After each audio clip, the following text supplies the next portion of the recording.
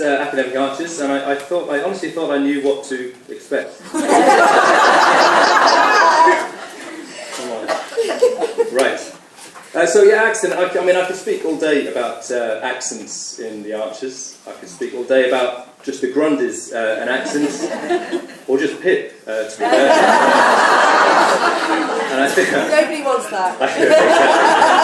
I think some of you might be hoping I'm just going to speak about Ruth, but I'm not. I do have some thoughts on Ruth, and I can share them with you. Anyway.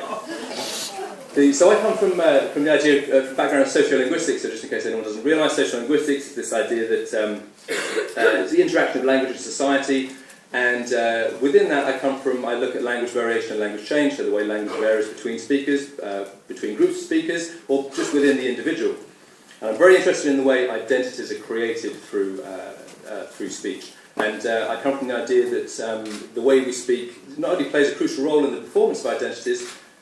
You can go further and say that those identities don't really exist until they're created, until they're enacted within that interaction. But that's what creates them in the first place.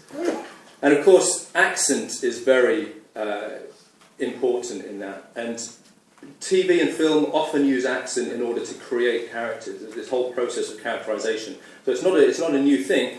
But of course, with film and television, you have all of these other resources. You're not just relying on the voice. You've got the way people look. The way people dress, the way people move, and all of these things. But in radio drama, you don't have that, and so it adds that extra focus on accent. Up there, that's Mufasa and Scar from The Lion King. They're a perfect example. If you haven't seen The Lion King, think Toby and Rex. They're two brothers. Kind of a goodie, Will and Ed. They're two brothers who are kind of one good, one bad. And but interestingly, the good one, Mufasa, has a British accent, American accent, and the bad one, Scar, has a British accent, because that's it, the way American films work, that's it, the baddie must have a British accent. So it's that idea that having an English accent just kind of indexes, it signals that idea of villainy and evil. And that's what happens in the Archers as well. We have these different characteristics. So what I thought I'd do, I wanted to separate that accent element from everything else, because it's not just the accent, of course, it's what people are saying, and all of these things. So I wanted to in order to separate the accent, the only way I could think of doing it was to ask non-Archers listeners to listen to some clips, and to evaluate those voices, those personalities, just on those accents. And that's not a kind of a strange thing to do. We do this a lot in sociolinguistics. We play people voices, and we ask them to evaluate them on all various kind of characteristics, and people are very, very good at this. We have a very strong attitude system towards accents. We all have our favourite accents and accents we don't particularly like, and we invest a whole load of meaning in these things. So I asked non-Archer listeners to listen to various clips, and they were asked to scale them on these particular characteristics: posh, educated, intelligent, kind, friendly and trustworthy. These together, the posh, educated, intelligent, are seen as kind of status, ideas of status, and the kind, friendly and trustworthy are seen as a measure of solidarity. Often the two are opposite. Somebody high on status will be low on solidarity. And this is true for lots of accents. For example, a sort of RP, received pronunciation accent, is often quite high on status, but low on solidarity. It's not particularly friendly. So I asked these people, and I chose a random selection of voices. I'll be honest, I listened to a load of it. It was trying to find content-neutral clips where they're not giving away. You can't have a clip of Brian talking about anything to do with how much land he owns, because it invests, we know that he's going to be a certain kind of status. So I listened to those, obviously took out Shula, because I can't, Tom, I also have problems with Tom, and this is very bad. I'm a sociolinguist. I spent all day, or my whole academic career, is arguing for the equality of all accents. There is we can have preferences, but we should never judge people. And I find it very hard not to judge Tom. An example of one kind of clip I used. Oh no, right. How do I get this to play? There we go. No? Okay, we're not playing. Okay, it was just a tiny example of one of the examples, but they're all very, very short, 8 to 10 seconds. Of course, we're all very excited about Emma getting into politics. Oh, she's got all her signatures now. Okay, so there's nice one. So it was that kind of clip. So very, very short, very rapid. They should listen to them, evaluate them, listen, evaluate, and so on. Okay, so what do we find out? Unsurprisingly, there are certain people who are seen as posh. Again, just from that very, very short clip, people like Brian, Jennifer, Jim and Linda. So on that chart you can see sort of anything over to the right is very posh, anything over to the left is less posh, and it's pretty kind of predictable, I think. People who are friendly, we kind of, then you seem to get the opposite really. You get people like Ian, Jazza, Emma, Clary being pretty friendly. Bit of a stretch with Clary, some people think not so friendly. Ruth, Susan, seen as friendly. Well, let's see. Again, that's why I try to isolate accent, because we have so much invested. We know these characters so well, but just hearing them. But what was particularly interesting, I thought, was when you start using non-native English speakers. So the people I use them on, my students, let's be honest. I figured they were non-Archers listeners, and I was right. There was one awkward-looking mature student in the class, and so I think I know where these are from, Rob. Everyone else was guaranteed kind of naive listeners. But I also had some international students. So there's students who English is fantastic, but they didn't grow up here. They don't have the same cultural associations. And if we look at things like posh and not posh, so posh on the left, the same chart as I showed you before, Brian, Jennifer, Jim and Linda being very posh. Over on the right, they didn't have that. So the other chart is the second language, English as second language speakers. They don't have the same cultural associations. Look at Clary. Some of them thought Clary was the poshest person. Because there is nothing intrinsically posh about those voices. It's this accent, the RP, received pronunciation accent, and we invest all of this meaning into it. There's nothing about those physical sounds. All of speech are just sounds, created from air coming through our lungs, out of our mouth, and we adjust it. There's nothing that makes that posh. It's all of the cultural associations, and they don't have that.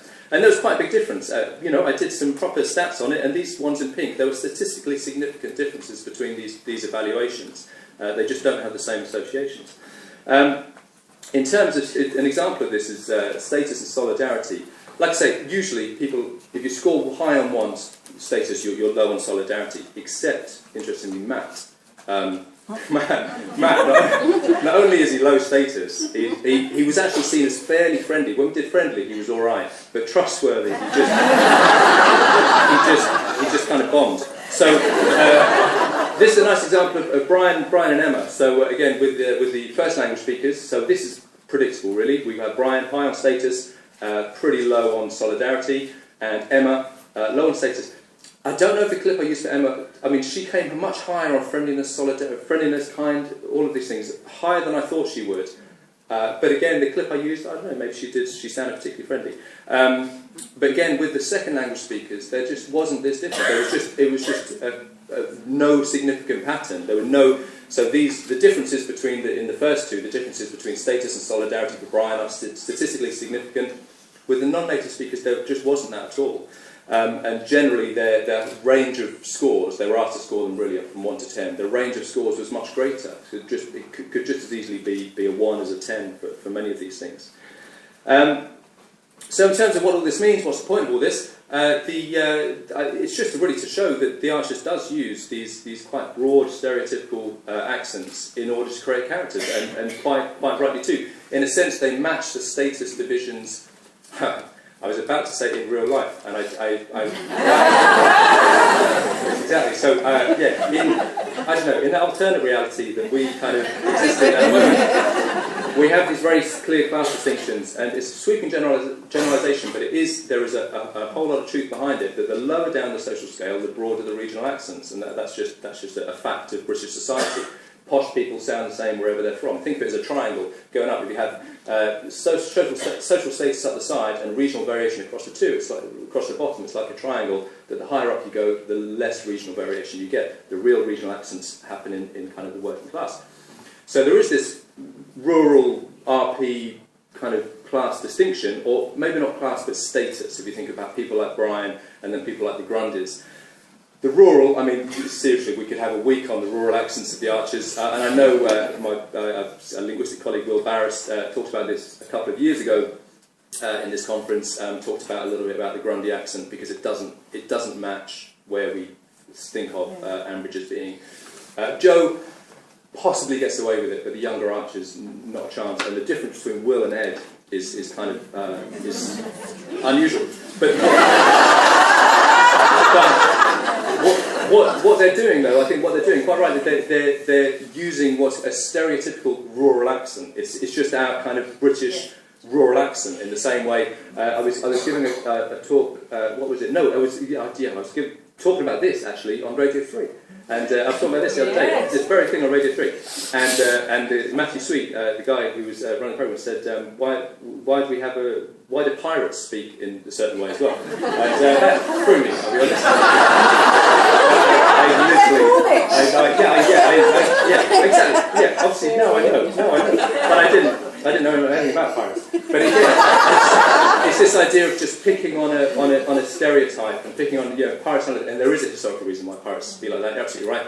But in terms of in ruralness, it's just picking on these particular pronunciations, particular vowels, kind of what we call the lot vowel, that kind of it becomes very drawn out, and the palm vowel, long drawn out. And that rotted, that rotted, it sounds like I would say erotic, but it's saying that Will Grundy has an erotic accent. It doesn't have an erotic accent. But it is what's known as erotic. It has this erotic R, this post-vocalic R, pronouncing the R in words like arm. And these things wouldn't really happen where Borsa is supposed to be. It would happen sort of further in the southwest, a little bit in the northwest as well. But anyway, and then in terms of what I thought was interesting about the non-native speakers is because they don't have those same associations, it just goes to show how much of our opinions and attitudes towards accent is purely a social construct. And if you don't have those social constructs, then that whole meaningful accent distinction disappears. And that's it.